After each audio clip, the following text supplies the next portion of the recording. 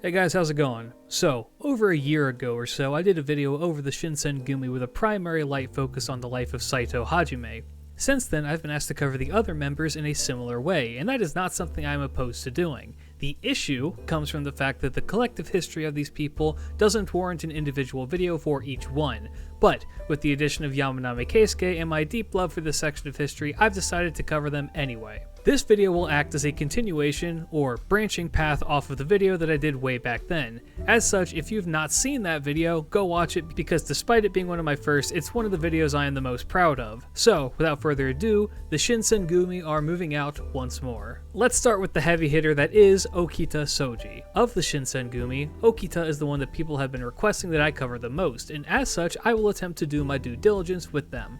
Let me preface this with saying that Okita has completely fallen under the influence of the Astolfo effect and as such is incredibly difficult to research. As a special letter to all of you who think that you know everything and made comments on that video saying just use Google Scholar, A, I do. B, it is completely unhelpful because the articles are primarily about the allure of otome games starring the Shinsengumi. I'm serious, go look it up yourself. So, I will be going off of all the knowledge that I can scrape together to give you an accurate image of the life of Okita Soji. Okita was born to a samurai family in the Shirakawa domain of Edo, which is now Tokyo. Okita had an adoptive brother-in-law named Okita Rintaro, who was related to a man named Kondo Shusuke, who trained Okita in the ways of the Tennen Rishin Ryu from the age of 9 years old. This training was done alongside Kondo Isami, who would become the eventual leader of the Shinsengumi, and eventually they would also be joined by Hijikata Toshizo. Okita mastered the art of the Tennen Rishin Ryu completely, showing that he was a genius of sword mastery. By the age of 18, he had mastered all of the Menkyo Kaiden, which was a scroll of secret techniques. Then, on March 26, 1863, Okita and the rest of the group marched to Kyoto as the Roshigumi, which would later be what became the Shinsengumi. Okita was in a three-way tie for being the youngest in the group with Todo Heisuke and Saito Hajime,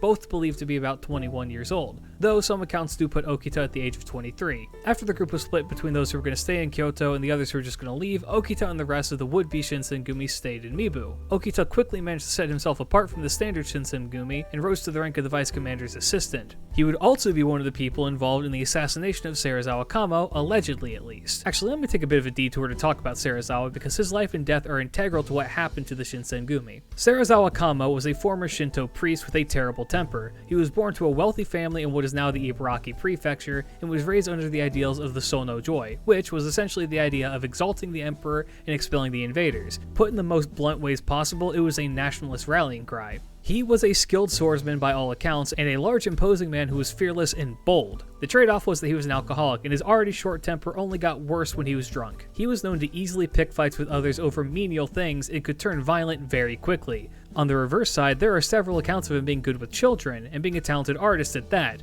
often showing his drawings to the kids. Being a hyper-pro Tokugawa patriot, he naturally was set to lead the Tokugawa secret police force that was the Shinsengumi. This was an issue though, because Serizawa's temper did not mix well with a role in leadership, and led the Shinsengumi into several unnecessary fights with him. These events included, but were not limited to, the killing of 10 sumo wrestlers after Serizawa lost his temper at one of them in a dojo, attacking them with weapons while the sumo were unarmed, destroying a silk store in broad daylight with a cannon when they couldn't pay him, and wrecking a restaurant because he was drunk.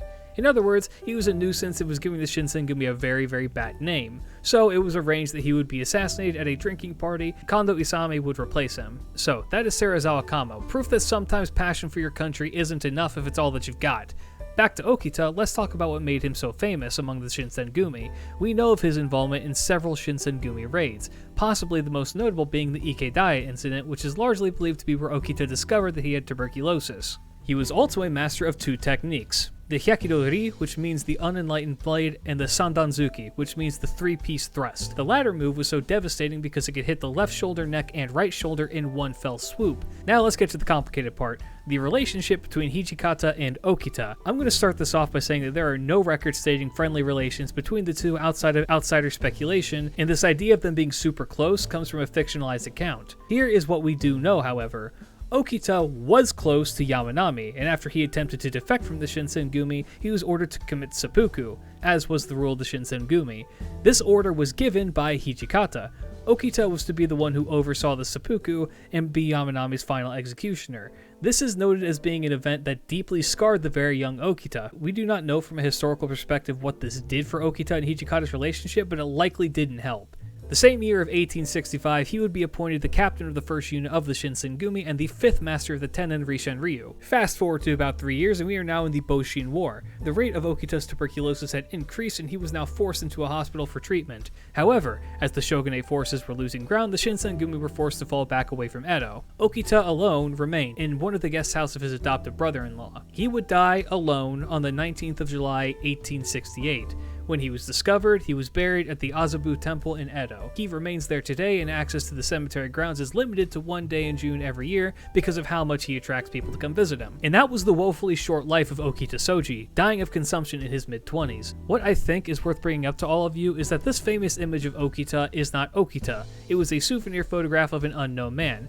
As of writing this, we do not have any identification for Okita, so the testimony that people used to claim that he had a girlish figure and may have been a female in disguise is likely hearsay, but history is weird, and if he was actually a woman in disguise, it would hardly be the most unusual tale. But let's not linger and swiftly move to Hijikata Toshizo. We already have mentioned a few of his characteristics and exploits, but let's start from the beginning. He was not born into a family of samurai, but rather as the youngest of 10 children to a group of farmers. His family dynamic was full of issues, with his father dying soon after his birth, his eldest brother being blind, and also having one of his sisters die. He was primarily raised by his second eldest brother. Described as being an abnormally large boy, he was apparently a huge bully to anyone he did not consider to be a friend or family member. However, after attending the death of a man who had been forced to commit seppuku for his ideals, Hijikata seems to have had a change of heart, allegedly weeping in public for all to see. He trained in the Tennen Rishen Ryu as his brother-in-law was the owner of a dojo, and before that was a largely self-taught swordsman. Through his connections, he would eventually meet Kondo Isami, which would be what eventually led him to join the Shinsengumi. His training would lead him to creating his own style of swordsmanship, the Shinsengumi Kenjutsu. At one point, Hijikata was set to marry the daughter of a shamisen shop, but upon learning of the call of the Roshigumi, he told her to wait for him to get a promotion so he could return to her with a better life. Surprisingly, he was kind of a gentleman. Now here is where Hijikata is fully deserving of being a 5-star servant.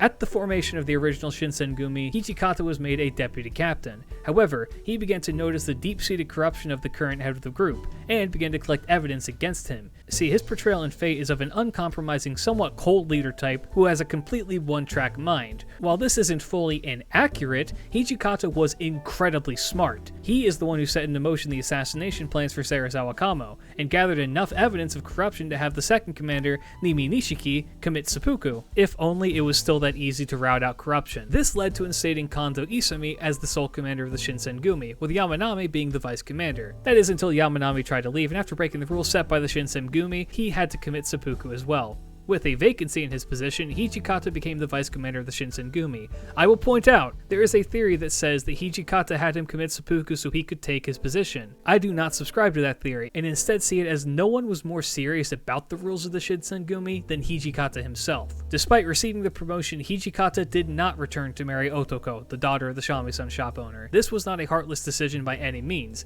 This is one that was likely made to protect her. With his newfound position and no shortage of enemies, it was likely that someone would come to try and harm her and her family to get at the Shinsengumi. Thus, the marriage was put off. For a time, he went by the name Naito Hayato, but mainly is referred to as Hijikata, so that's more of a fun trivia thing than anything else. Fast forward to 1868, and we're back in the Boshin War. Fighting an uphill battle and losing ground, Hijikata and Kondo Isami continued to lead the Shinsengumi, and even when the name was changed to the Koyo Chimbutai Pacification Corps, he still held the same ideals as before. Ideals alone, though, is not enough to sustain someone, and the former group of the Shinsengumi were scattered after losing a battle against the Imperial Army. For a time, they stationed their headquarters in Nagarayama after regrouping, but were found out and ambushed by Imperial forces. Kondo was captured and taken to a camp for questioning. Hijikata attempted to get a pardon from an influential count named Katsu Kaishu, but the messenger was arrested and the request denied, and Kondo would be executed on the 17th of May, 1868. Despite having a foot injury at the time, he managed to get Kondo's hair and bring it to Aizu, where he personally oversaw the construction of his gravestone. Then, he continued to fight. In October, we have the Battle of Aizu, in which Hijikata was forced to retreat, leaving a small group of Shinsengumi with Saito Hajime to finish out the fight. Again, it's important to note that Hijikata was no fool. He knew that the fight he was fighting was lost, but had this to say on the matter. Quote, "I am not going to battle to win. With the Tokugawa government about to collapse, it would be a disgrace if no one is willing to go down with it. That's why I must go.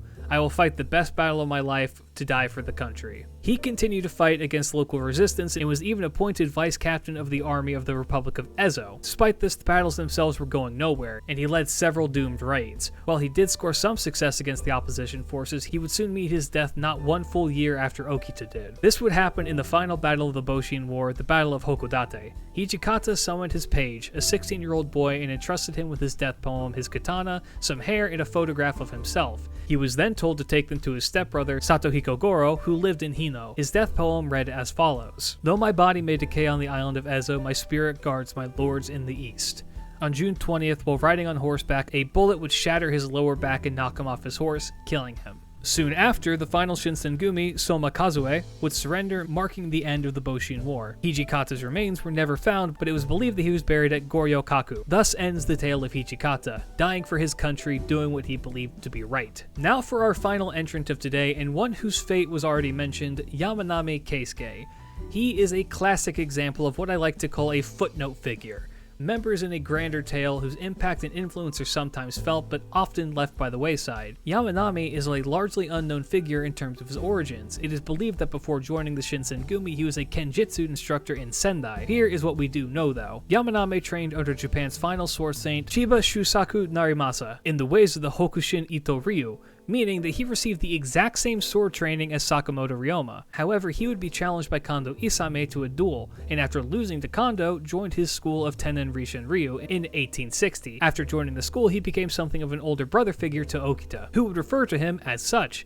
He was described as a kind and gentle soul, well-versed in literacy and well-educated. As one might imagine, he was one of the Roshigumi and became a member of the Shinsengumi. He was given the same rank as Hijikata as one of the two vice commanders of the Shinsengumi. While he himself was not a participant in the famed Ikedaya incident, he is listed as one of the members who helped kill Serizawa Kamo. He is also credited for assisting Hijikata with dealing with 8 assassins aiming for the shogun in what would be known as the Masuya Iwaki incident. Funny enough, he was more well known in his later years as Sannan Keisuke, and was well beloved in Kyoto by its people for his kind demeanor, so much so that until the end of the Meiji period, a saying in Kyoto existed that roughly translated to as kind as Sannan. But of course, what makes Yamanami so famous is the way in which he died. He left a letter that simply read, "I'm going to Edo." As we know, desertion from the Shinsengumi meant the death penalty. However, despite this, he still left. Upon discovering this, Hijikata and Kondo sent only Okita after him. This was likely done in the belief that Yamanami would not resist Okita, who he viewed as a younger brother. This proved to be true, and Okita managed to catch up to him and bring him. He was ordered to commit seppuku, and despite having other members encourage him to escape, he had steeled himself for his fate.